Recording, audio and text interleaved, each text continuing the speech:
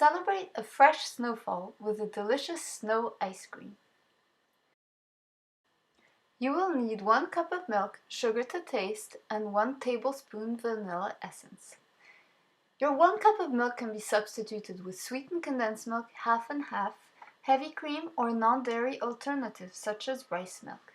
Next, collect clean fresh snow into a mixing bowl. Scrape from the top layer to get the freshest snow.